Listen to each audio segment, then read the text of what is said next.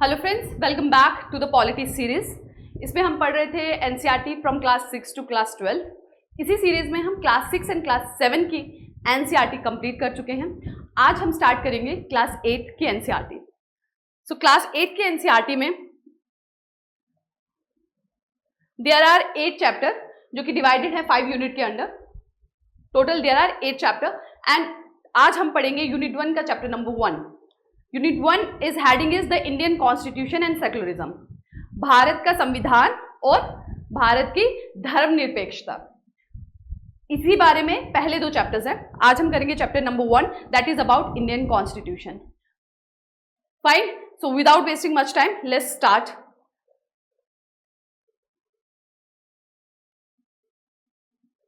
Yes, so पहला हम ये जानते हैं, सबसे पहले जब भी कॉन्स्टिट्यूशन की बात होती है, संविधान की बात होती है, तो सबसे पहला दिमाग में ये सवाल आता है कि कॉन्स्टिट्यूशन की ज़रूरत क्यों है, क्यों ज़रूरत पड़ी कि कॉन्स्टिट्यूशन बनाया जाए। तो इस चैप्टर में बहुत अच्छी एग्जाम्पल के थ्रू समझाया गया है कि अगर आप एक एग्जाम्पल गेम का ले लें, for let's take an example of football, तो आप देखेंगे कि उस गेम को खेलने के लिए कुछ रूल्स बनाए गए होते हैं। जैसे कि फुटबॉल अगर आप खेल रहे हैं तो अगर बॉल आपके हाथ या बाजू के साथ टच हो जाए तो उसे फाउल माना जाता है, अगर सिवाय गोलकीपर के। So these are some rules जो सेट किए जाते हैं जिससे गेम को खेलना जो है आसान हो जाता है। उसी तरह अगर आप क्रिकेट की एग्जाम्पल ले लें, क्योंकि अभी अभी हमने T20 का वर्ल्ड कप भी जीता है। सो क्रिकेट के एग्जाम्पल में आप देखेंगे तो कितने प्लेयर्स होंगे, कितने ओवर्स होंगे, कितने बॉल एक ओवर्स में डाले जाएंगे, ये सब जो है प्री डिसाइडेड होता है, जिससे गेम को खेलना आसान हो जाता है। साथ ही एक गेम को दूसरे गेम से डिफरेंशिएट करने में भी हेल्प मिलती है। आप फुटबॉल को देखेंगे कुछ अलग रूल्स हैं, आप क्रिकेट को देखेंगे अलग रूल हैं, आप इंडोर गेम कैरम को लेंगे तो उसका, चेस को लेंगे उसके अलग रूल्स हैं। तो ये गेम्स को आपस में डिफरेंशिएट करने में भी हेल्प मिलती है और उसको सही तरीके से खेलने में भी हेल्प मिलती है। उसी तरीके से जब हम एक सोसाइटी की, एक समाज की बात करते हैं तो आप देखें कि समाज में बहुत सी विभिन्नताएं हैं, बहुत सी डाइवर्सिटीज है, जो हमने क्लास 6 के चैप्टर में पढ़ा था। ठीक है, जहां पर हमने देखा हमारे देश में ही कितनी डाइवर्सिटी है। आप लैंग्वेज के बेस में देखें, रिलीजन में देखें, एथनिसिटी में देखें, रेस में देखें, there are lots and lots of diversities, है ना, बहुत सी विभिन्नताएं हैं। अब समाज में हर तरीके का इंसान रहता है, तो समाज में पैदा होने वाली प्रॉब्लम्स को सॉल्व करने के लिए एक सेट ऑफ रूल्स होना जरूरी है, एक सेट ऑफ गाइडेंस होना जरूरी है, जिस हिसाब से वो पूरे समाज के लोग काम करें, ताकि आपस में विरोध कम हो, कॉन्फ्लिक्ट कम हो और समाज का जो है विकास हो सके, सोसाइटी का जो है विकास हो सके। इसीलिए कॉन्स्टिट्यूशन को बनाने की जरूरत पड़ी। तो कॉन्स्टिट्यूशन बेसिकली क्या है? Constitution is a set of rules. ये सेट ऑफ रूल्स है जिसके हिसाब से एक समाज चलेगा। जिस भी समाज से रिलेटेड वो कॉन्स्टिट्यूशन होगा, उस समाज वो उस रूल्स के हिसाब से चलेगा। तो ये रूल्स बनाए कैसे जाते हैं? जैसे हमने एग्जांपल गेम का लिया, अब गेम के रूल्स किस तरह बनाए जाते हैं? सब लोग आपस में इकट्ठे होकर डिसाइड करते हैं और आपसी रजामंदी से, ठीक है, म्यूचुअल अंडरस्टैंडिंग से, कंसेंसस से रूल्स डिसाइड किए जाते हैं और उसे फिर सब फॉलो करते हैं। उसी तरह से जो कॉन्स्टिट्यूशन है, जो कि सेट ऑफ रूल है, उसे भी बनाया जाता है on the basis of consensus. आपने बचपन में अपने आसपास, अपनी लेन्स में गेम्स खेली होंगी। अक्सर जब छोटे बच्चे आपस में खेलते हैं ना, अगर उन्होंने रूल्स नहीं बनाए हों तो आपस में उनकी जल्दी ही उनमें कन्फ्लिक्ट हो जाता है, लड़ाई हो जाती है और गेम वही रह जाती है। तो वो छोटे बच्चे भी जब आपस में 5-6 लोग मिलकर खेलते हैं तो वो आपस में अपने ही रूल्स बना लेते हैं। सपोज अगर वो क्रिकेट खेल रहे हैं तो वो खुद ही डिसाइड कर लेते हैं कि इस बॉल से टच होने पर we will consider it 4 runs, अगर इस बॉल के बाहर चले जाएगी तो हम आउट मान लेंगे क्योंकि बॉल दूर गई है, अब कोई नहीं लाएगा नहीं वहां से कोई। तो वो उनके अपने ही रूल्स होते हैं जो वो म्यूचुअल अंडरस्टैंडिंग से बनाते हैं, आपस में मिलके बनाते हैं और फिर उस रूल को सभी के सभी प्लेयर्स फॉलो करते हैं। ठीक है, उसमें फिर किसी का नहीं होता कि अब मैं ये रूल फॉलो नहीं करूंगा, नहीं, सब मिलकर बनाते हैं और फिर उसे फॉलो करते हैं, जिससे कि गेम को खेलना इजी हो जाता है और कन्फ्लिक्ट जो है, लड़ाई नहीं होती और अच्छे से खेल खत्म हो जाती है। ऐसा आपने अपने बचपन में भी किया होगा और अच्छे रूल्स बनाए होंगे। सिमिलरली कॉन्स्टिट्यूशन भी उसी तरह से है। अब कॉन्स्टिट्यूशन क्योंकि एक वाइडर सोसाइटी का पार्ट है, तो उसके जो सेट ऑफ रूल्स है उसे बनाने के लिए लोग भी वो होने चाहिए हु हैव दैट अंडरस्टैंडिंग, जिनके पास एक ब्रॉडर पर्सपेक्टिव है, एक बड़ी विचारधारा है और इतनी नॉलेज है जिससे कि वो एक संपूर्ण समाज के लिए रूल्स बना पाए। ठीक है, सो ये हो गया कि हमें जरूरत क्यों है कॉन्स्टिट्यूशन की। अब कुछ टाइमलाइंस हैं, जैसे कि पहली बार संविधान बनाने का जो बात है वो किसने कही, तो इंडियन नेशनल कांग्रेस ने के जो एम.एन. रॉय थे उन्होंने सबसे पहले बात की थी संविधान बनाने की इन 1934। 1934 में पहली बार ये बात कही गई कि भारत को एक संविधान की आवश्यकता है, एक सेट ऑफ रूल्स की आवश्यकता है जिसके हिसाब से इस देश का जो आप कहे राज है या इस देश की जो एडमिनिस्ट्रेशन है उसे चलाया जा सके। और इस बात को एक्सेप्ट करती है ब्रिटिश गवर्नमेंट इन 1940। 1940 में इस बात को माना जाता है थ्रू ऑगस्ट ऑफर। ये बहुत से प्रोविजंस हैं जो बीच बीच में ब्रिटिश सरकार लाती रही है। जब हम डिटेल में पॉलिटी पढ़ेंगे तो इन सबको हम डिटेल में पढ़ेंगे, इनके क्या प्रोविजंस थे, किस तरह से ये आए। बट अभी के लिए आप ये जान लीजिए कि 1940 में पहली बार जो अंग्रेजी सरकार है वो इस चीज़ को मानती है कि भारत देश को भी एक संविधान की आवश्यकता है। और वो ये कहती है कि क्योंकि उस वक्त द्वितीय विश्व युद्ध चल रहा था, सेकेंड वर्ल्ड वॉर, तो वो ये कहती है कि वर्ल्ड वॉर खत्म होने के बाद एक असेंबली बनाई जाएगी, कॉन्स्टिट्यूएंट असेंबली, जो मिलकर एक कॉन्स्टिट्यूशन को निर्माण करेगी। और फाइनली 1946 में कॉन्स्टिट्यूएंट असेंबली का जो है निर्माण किया जाता है। कॉन्स्टिट्यूएंट असेंबली एक संस्था जहां पे सभी प्रोमिनेंट लीडर हमारे देश के, ये भी कौन इसका मेंबर होगा, किस तरह से उन मेंबर्स को चुना जाएगा, इस सब के जो प्रोविजन थे वो कैबिनेट मिशन प्लान में लिखे गए थे।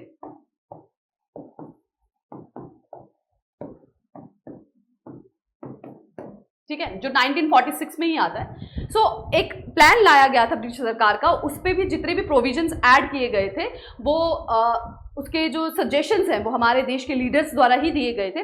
तो उन प्रोविजंस को ऐड कर कर ये बताया गया कि हमारे देश का जो संविधान है उसे बनाने के लिए जो संस्था बनाई जाएगी उसमें कितने लोग होंगे, वो लोग किस तरह से चुने जाएंगे, किस किस राज्य से वो आएंगे, किस तरह से आएंगे और कितने टाइम में वो उस जो संविधान है उसका निर्माण करेंगे। ठीक है, तो फाइनली 1946 में हमारे देश की जो कॉन्स्टिट्यूएंट असेंबली है वो पहली बार बैठती है और हमारा देश का संविधान बनकर के तैयार हो जाता है और अडॉप्ट होता है 26 नवंबर 1949 को और इनैक्ट होता है।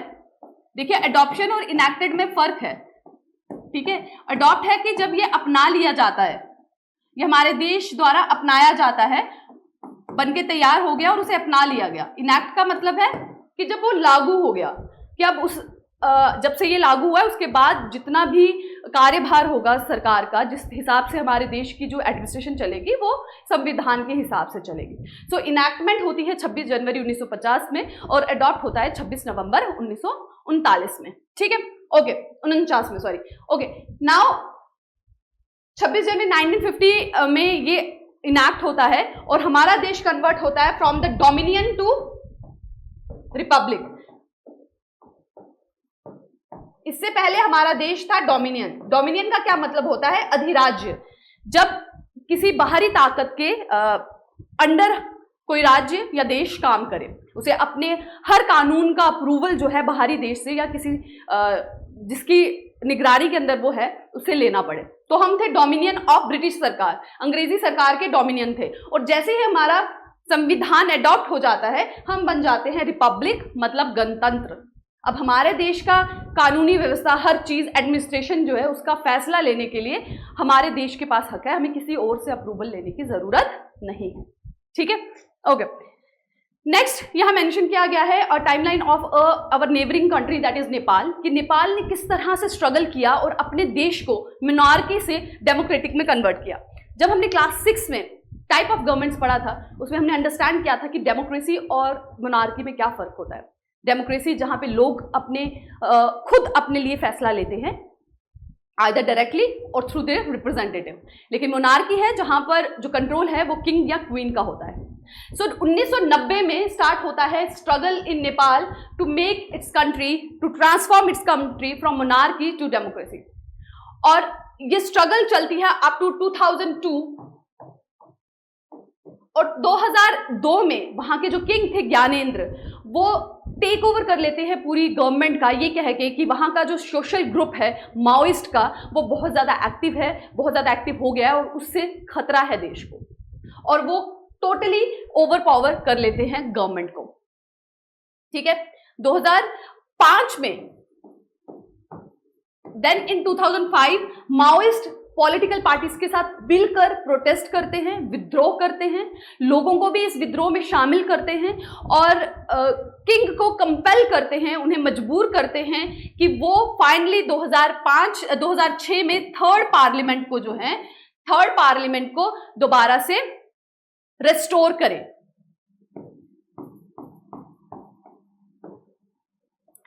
रेस्टोर द थर्ड पार्लियामेंट, और पॉलिटिकल पार्टीज को ये रेस्टोर द थर्ड पार्लियामेंट, और पॉलिटिकल पार्टीज से ये कहते हैं कि वो आके गवर्नमेंट सेटअप करें। सो 1990 में स्ट्रगल स्टार्ट होती है, 2002 में किंग ओवरटेक कर लेते हैं, एंड अगेन 2005 में वो स्ट्रगल एक लार्ज स्केल पे स्टार्ट होती है with the involvement of remaining political parties and local peoples. ठीक है, और फाइनली 2006 में थर्ड पार्लियामेंट को रेस्टोर कर लिया जाता है, और 2008 में नेपाल बन जाता है डेमोक्रेटिक कंट्री। ठीक है, अब देखिए, अगर कोई गेम चेंज होती है तो गेम के रूल्स भी चेंज हो जाते हैं। उसी तरह से जब गवर्नमेंट चेंज हुई फ्रॉम मोनार्की टू डेमोक्रेसी, तो इसका कॉन्स्टिट्यूशन भी चेंज होगा, क्योंकि पहले हर रूल के अप्रूवल के लिए it needs to be signed by king, लेकिन अब वो डेमोक्रेटिक है, वहां पे सरकार चुनी जा रही है वहां के लोगों के द्वारा, तो कॉन्स्टिट्यूशन भी चेंज होगा। ठीक है, तो जब फॉर्म ऑफ गवर्नमेंट चेंज होगी तो कॉन्स्टिट्यूशन भी चेंज होगा। So that was the struggle, how the Nepal get transform from the monarchy to the democratic country. ठीक है, नाउ वी विल अंडरस्टैंड कि what is the basic purpose of constitution. हमारे संविधान का मुख्य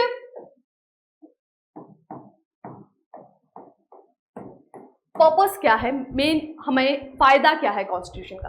तो पहला जो सबसे इंपॉर्टेंट काम जो कॉन्स्टिट्यूशन करता है, that is it help us in defining the kind of country.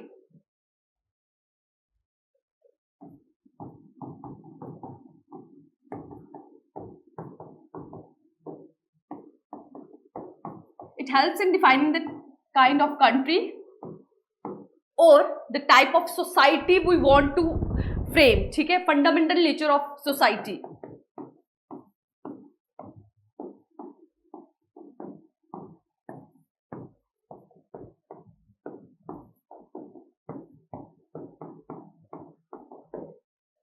Defining the kind of country means कि ये जो कंट्री है इट इज डेमोक्रेटिक कि मोनार्कियल, किस तरह से इस देश में कानून व्यवस्था एडमिनिस्ट्रेशन चलेगी वो कॉन्स्टिट्यूशन ही डिसाइड करता है। जैसे कि आप कॉन्स्टिट्यूशन में बताया जाता है, जैसे आपको अभी हमने पढ़ा कि नेपाल मोनार्की से डेमोक्रेसी में कन्वर्ट होता है, और उसी के साथ जो उसका कॉन्स्टिट्यूशन है, जो उसका संविधान है, उसके सेट ऑफ रूल्स हैं वो भी चेंज हो जाते हैं। तो कॉन्स्टिट्यूशन हेल्प करता है कि सोसाइटी ब्रॉडली किस हिसाब की है, क्या डाइवर्सिटी है उसमें, क्या वो डेमोक्रेटिक है, क्या वो मोनार्कियल है, किस तरह से गवर्नमेंट जो है उसमें काम करेगी और किस तरह से जो एडमिनिस्ट्रेशन है वो वर्क करेगी। ठीक है, सेकेंड इंपॉर्टेंट वर्क करता है that is nature of political system.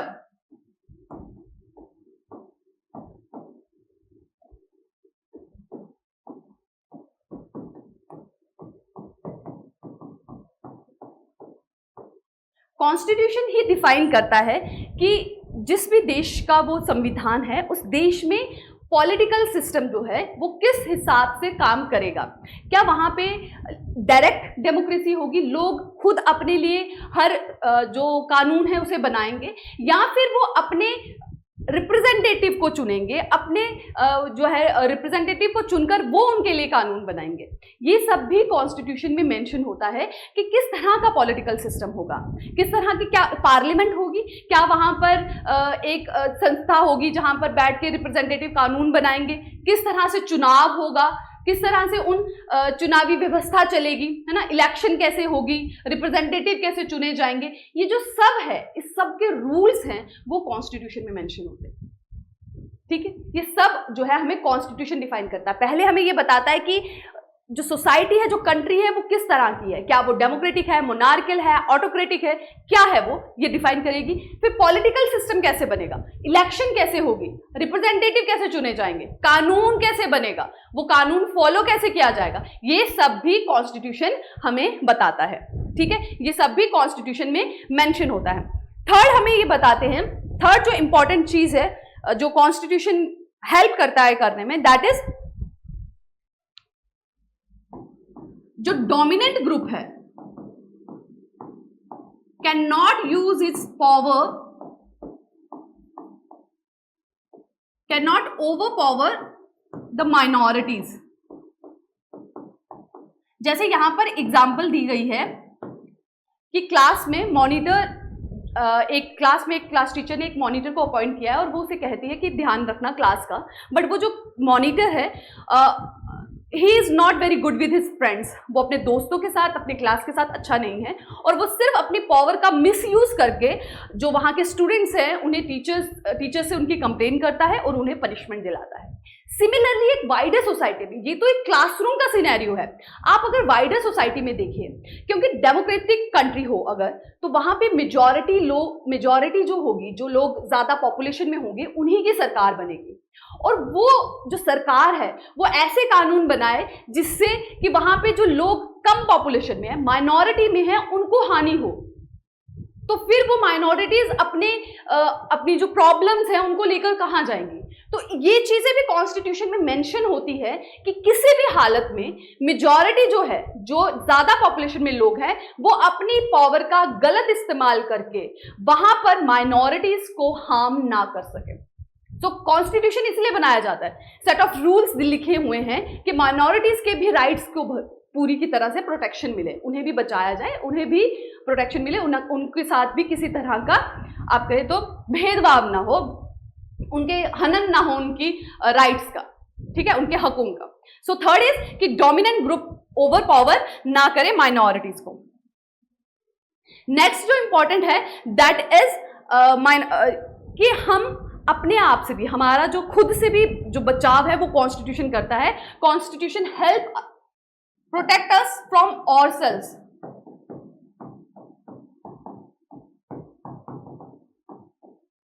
किस तरह से, कभी कभी ऐसा होता है कि इमोशंस में आकर, भावनाओं में आकर इंसान गलत फैसला ले लेते हैं, अक्सर ऐसा होता है, और बाद में जब आप ठंडे दिमाग से सोचते तो आप कहते नहीं, वो that decision of mind was wrong.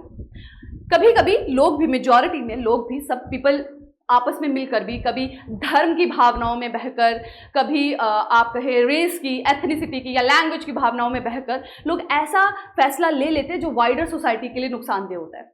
अगर पार्टी पॉलिटिक्स की बात करें, जैसे कि हमारे देश में बहुत सी पार्टीज काम करती हैं, बहुत से पॉलिटिकल पार्टीज हैं जो लड़ती हैं और कुछ जीतती हैं, कुछ हारती हैं।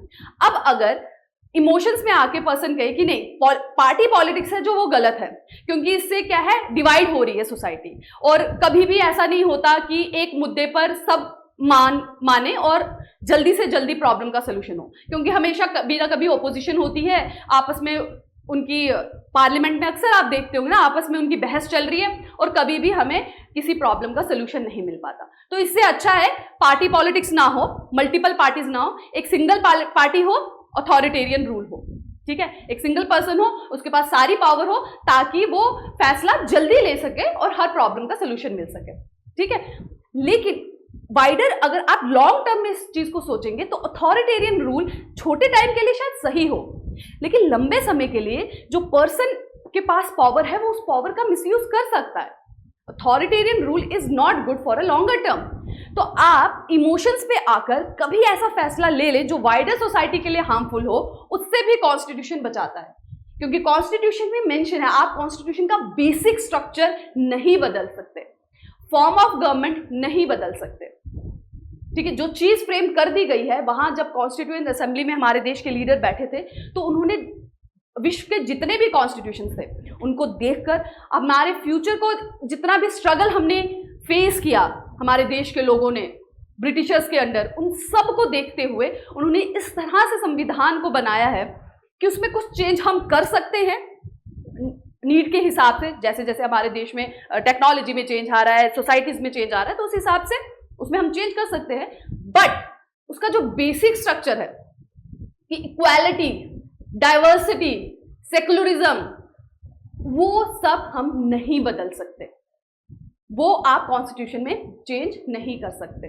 तो हमें हमारे ही खिलाफ फैसला लेने से भी संविधान है बचाता है, ठीक है। So that is the basic purpose of constitution. यहां पर एक और जो इसकी एग्जाम्पल दी गई है कि हम अपने ही खिलाफ फैसला जो लेते हैं, यहां पे एग्जाम्पल दी गई है कि एक स्टूडेंट है, उसका एग्जाम है एंड वो कुछ जो उसके चैप्टर्स हैं वो रहते हैं पढ़ने के लिए, और साथ ही टीवी पे उसका एक फेवरेट सीरियल भी आ रहा है। नाउ अब उसको ये डिसीजन लेने में प्रॉब्लम हो रही है कि वो चैप्टर कंप्लीट करे या वो टीवी सीरियल देखे। तो वो ये डिसाइड करती है कि बाकी जो घर के बाकी फैमिली मेंबर्स हैं वो भी टीवी ना देखें, ताकि उसे पढ़ने के लिए मोटिवेशन मिल जाए और उसे मन ना करे टीवी देखने का। और फाइनली ऐसा होता है कि उस चैप्टर के क्वेश्चंस एग्जाम्स में आते हैं। तो क्या है कि कॉन्स्टिट्यूशन जो है आपको सही डायरेक्शन में फैसला लेने में हेल्प करता है, ठीक है। ऐसा हो सकता था कि वो टीवी सीरियल का डिसीजन ले लेती और एग्जाम्स के लिए नहीं पढ़ती और एग्जाम में मार्क्स कम आते, ठीक है। तो इस तरह का गलत डिसीजन ना लें, वो भी हमें कॉन्स्टिट्यूशन बताता है, क्योंकि उसमें रूल्स मेंशन है और हमें हमेशा अपने देश का एडमिनिस्ट्रेशन उसी हिसाब से चलाना है, ठीक है। नाउ जो हमें इस चैप्टर में पढ़ना है वो है की फीचर्स ऑफ इंडियन कॉन्स्टिट्यूशन। हमारे भारत के संविधान में कुछ बहुत इंपॉर्टेंट फीचर्स मेंशन हैं, वो क्या है जो इसे बाकी के वर्ल्ड के कॉन्स्टिट्यूशन से डिफरेंशिएट करते हैं। First is federalism.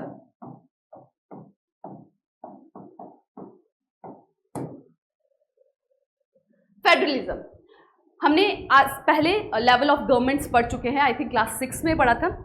So federalism का मतलब है कि एक सिंगल फॉर्म ऑफ गवर्नमेंट का ना होना, मल्टीपल फॉर्म ऑफ गवर्नमेंट का होना। हम देखते हैं हमारे देश में एक सेंट्रल गवर्नमेंट होती है, स्टेट गवर्नमेंट होती है, and then there is local self government.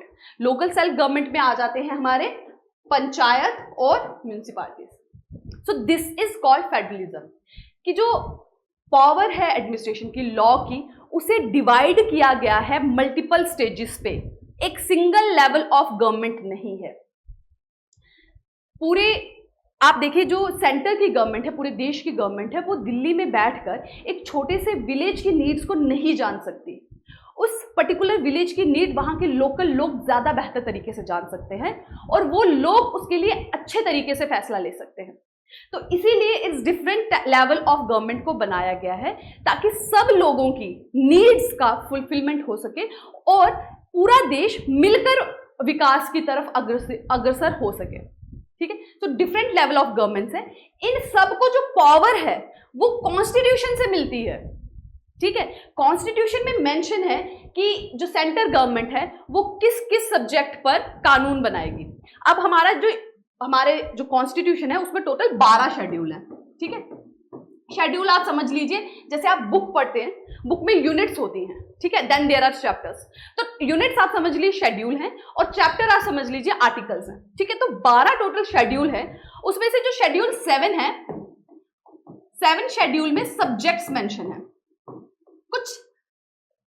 कुछ लिस्ट दी गई हैं सब्जेक्ट्स, कुछ लिस्ट लिखी गई हैं चीजों की। एक सेंट्रल लिस्ट है, एक स्टेट लिस्ट है और एक कॉन्ग्रुएंट लिस्ट है। स्टेट लिस्ट में जितने भी सब्जेक्ट मेंशन है, जितने भी टॉपिक मेंशन है, उस पे कानून बनाने का जो हक है वो केंद्रीय सरकार का है। जैसे डिफेंस हो गया, ठीक है, एक्सटर्नल अफेयर्स हो गया, कम्युनिकेशंस हो गया, ये सब जो है इस पे केंद्र सरकार कानून बनाती है। जो स्टेट लिस्ट है उसमें वो सब सब्जेक्ट मेंशन है जिसमें राज्य सरकार कानून बनाती है, जैसे हेल्थ हो गया, एजुकेशन हो गया, एग्रीकल्चर हो गया। और कॉन्ग्रुएंट लिस्ट है जिसपे दोनों मिलकर कानून बना सकते हैं।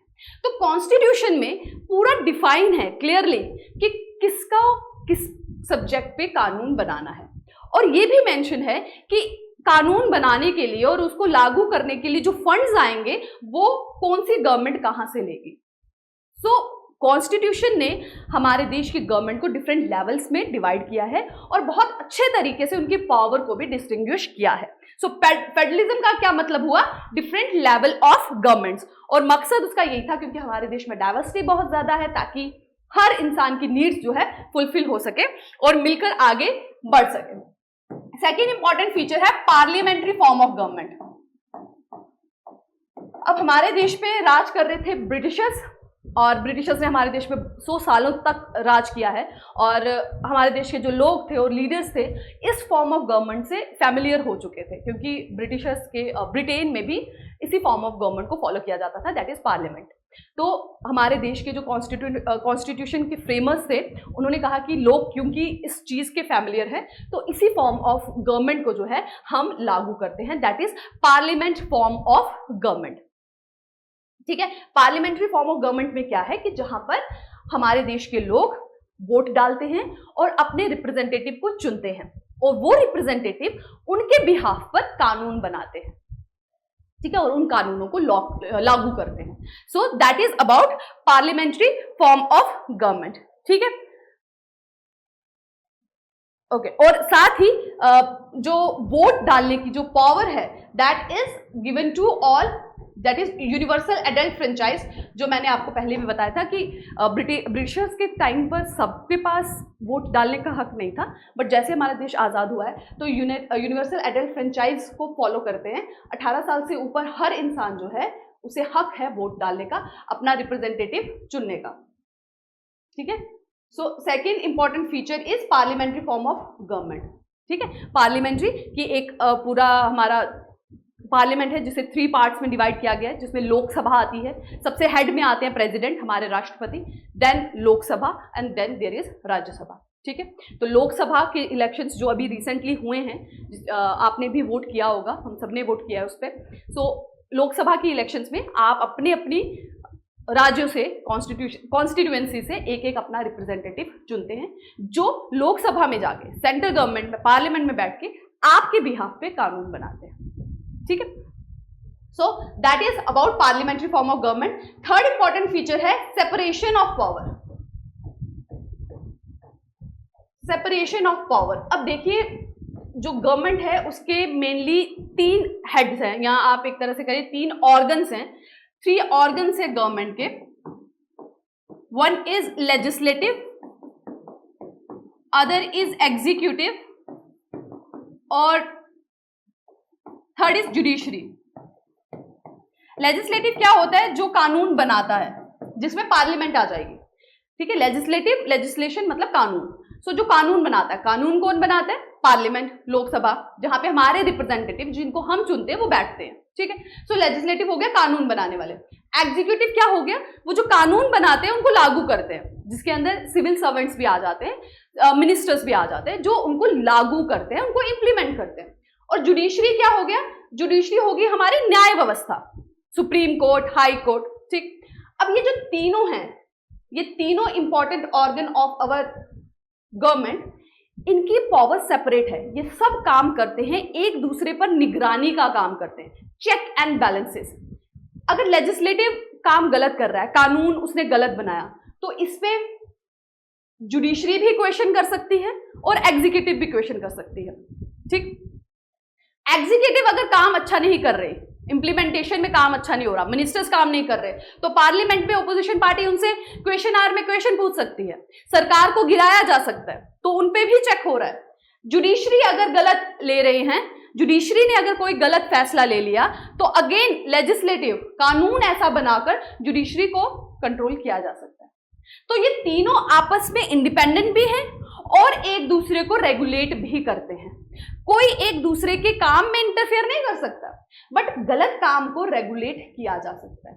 तो एक तरह का बड़ा ही बैलेंसिंग जो पावर सिस्टम है वो कॉन्स्टिट्यूशन ने इन तीनों ऑर्गन्स को दिया हुआ है। ठीक है, लेजिस्लेटिव, एग्जीक्यूटिव और जुडिशरी को। आप देखेंगे कि लेजिस्लेशन में रूलिंग पार्टी को कंट्रोल करने के लिए पार्लियामेंट में क्वेश्चंस पूछते हैं, ठीक है, नो कॉन्फिडेंस मोशन भी चलाया जाता है जिसमें सरकार गिराई जा सकती है। वो सिर्फ और सिर्फ उनको, वो एक पावर है एग्जीक्यूटिव को कंट्रोल करने की। और बड़ी बार ऐसा होता है कि लेजिस्लेटिव अपना काम सही नहीं कर पाए, जिस कानून की जरूरत है उस कानून को नहीं ला पा रहे हैं, तो जुडिशरी उनको डायरेक्ट कर सकती है। आप देखेंगे विशाखा गाइडलाइंस वो इशू की गई थी सुप्रीम कोर्ट द्वारा, ताकि जो सेक्सुअल हैरासमेंट होती है वर्क प्लेसेस में वुमेन के अगेंस्ट, उसके अगेंस्ट जो है प्रॉपर लॉ लाया जा सके। और तभी जो है लॉ बनाया गया था विशाखा गाइडलाइंस के बेस पर ही। तो जुडिशरी ने गाइड किया लेजिस्लेटर को कि लेजिस्लेशन काम नहीं कर रही है, ठीक है। सो ये तीनों ऑर्गन्स जो है एक दूसरे को चेक एंड बैलेंस का काम करते हैं, at the same time they are separate also, ठीक है। ऐसा नहीं है कि बिल्कुल कंट्रोल कर सकते हैं। अब जुडिशरी जो है, जुडिशरी में जो सुप्रीम कोर्ट के जजेस वगैरह होते हैं उनकी इंडिपेंडेंस भी है, ठीक है। उनको जो अलाउंसेस मिलते हैं, उसकी जो उनकी जो पे होती है वो that is not under the control of ministers, ठीक है। वो उसकी जो डायरेक्ट फ्लो है, डायरेक्ट मैनेजमेंट है, जो डायरेक्ट सिस्टम जो बनाया गया दैट इज कॉन्स्टिट्यूशन ने सेपरेट रखा है, ठीक है, ताकि उनको एक इंडिपेंडेंस भी मिले। सो एक ब्यूटीफुल चेक एंड बैलेंस का रिलेशन है इन ऑल दीज ऑर्गन्स, ठीक है। नेक्स्ट इंपॉर्टेंट फीचर है फंडामेंटल राइट्स, जिसकी बात हम करते रहे हैं, that is from article 14 to article 32। Article 14 यहां पे मेंशन भी है सभी important fundamental rights. First is rights to equality, जो आता है आर्टिकल 14 टू आर्टिकल 18। देन आता है राइट टू फ्रीडम, जो आता है article 19 to 21। Then article against exploitation जो 22 से 23 है, और then comes the right to freedom of religion जो 25 से 28 है।